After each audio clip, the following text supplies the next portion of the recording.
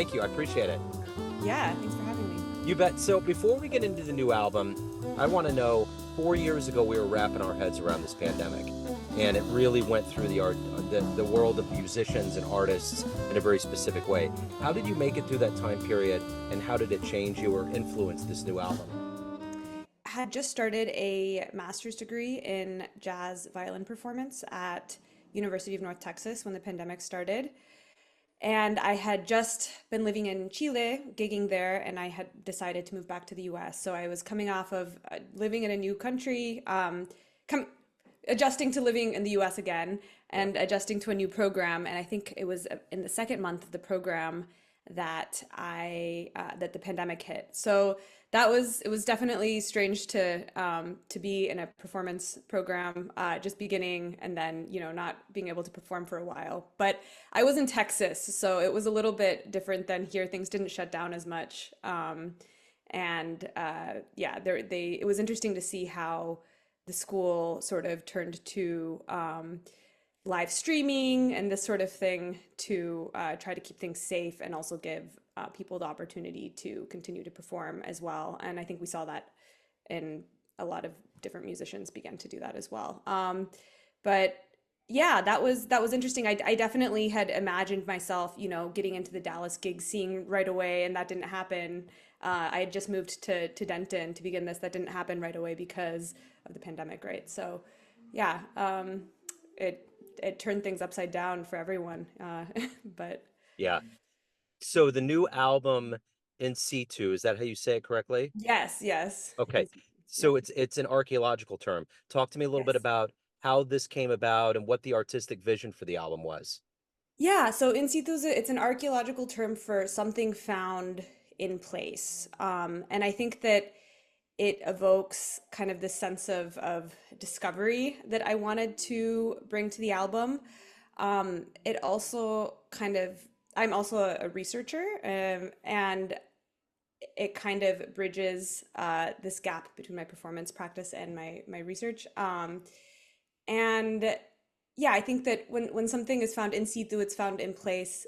It's been discovered, right? So it's kind of like a metaphor for this. For I had recorded it right after doing my master's at University of North Texas, and I recorded it right before going to Poland and Belgium and France to interview jazz violinists on for over a year and also perform and collaborate with them. So it was kind of a way of looking internally before then looking externally, being on the other side of the interview Uh, where you are right now. yeah. And yeah, and so that was a big part of it. And then I think also the idea of something in situ, it's found in place. It was a metaphor for kind of this process that I'd gone through in my master's of kind of uh, deepening my knowledge of jazz language. And then this idea of what do you do after it's not in situ anymore? There's something that comes after that. It implies something not being in the place that you found it anymore. So yeah. So what are you hoping the listener gets from this album? Yeah, I really hope that well, one, people who maybe didn't know that the violin could be a modern jazz instrument, that they maybe begin to question that. I think that it's more and more beginning to have a place in modern jazz. But that's one thing I definitely hope that people get. I also hope that it kind of this kind of proposes like a sonic bridge between tradition and innovation, right? So that you can hear history, but you can also hear um, the future, right? You can hear the past, you can hear the future, and this idea of creating something new, but that also has some sort of historical grounding in I don't know if I want to use the word tradition, but in the past, right? It has some sort of aesthetic lineage. Um, yeah. Yeah, that makes total sense. And especially with the violin. The violin's not a common instrument in jazz. So take me back to your beginnings. How did you begin on the instrument and how did it evolve into jazz? Yeah. Yeah, it's not a common instrument in jazz, and it's interesting because it did actually play a really important role in the early New Orleans scene, sort of the styles that I guess come right before jazz. Yeah. And it actually, in some ways, predates the jazz saxophone, which is maybe the instrument that we think of as being kind of the most one of the most iconic jazz instruments. But yeah, I began with the Suzuki method, like a lot of violinists at a really young age. I was 5, and it's a very orally driven method. You learn by ear. So I think that when I began to play jazz, that really helped me as well. But I came to jazz kind of later in life. I I was a very serious classical student all throughout my childhood and also in high school. But when the moment came to go to college, I ended up studying anthropology, and that's when I started to play in a manouche group. And I find that when I've talked to a lot of jazz violinists, a lot of times these sort of earlier styles are often their first sort of entry into improvising. And yeah, so I started to play with them. They were called Chico Chico, and we were a manouche group, but we had a cajon player, so that was kind of like our different sort of mixing some sort of Latin American rhythms with manouche.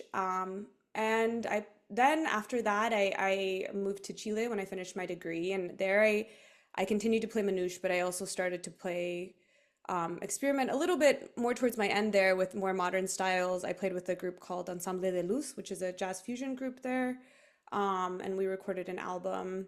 And then it was really when I came back to the States that I really started to play more modern styles, and I was largely self-taught up until that point in terms of my jazz stuff. So. So talk to me a little bit about what do you like the best about being a professional musician? What do you look forward to the most?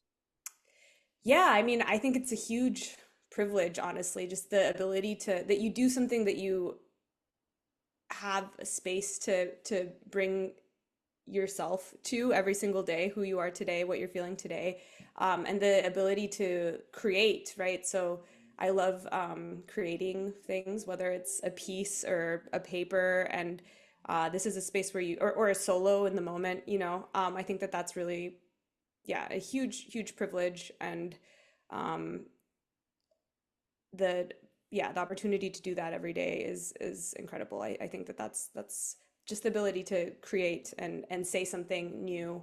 Yeah. So what was the first live jazz show you ever saw that blew you away? Wow. The first live jazz show I ever saw that blew me away. Or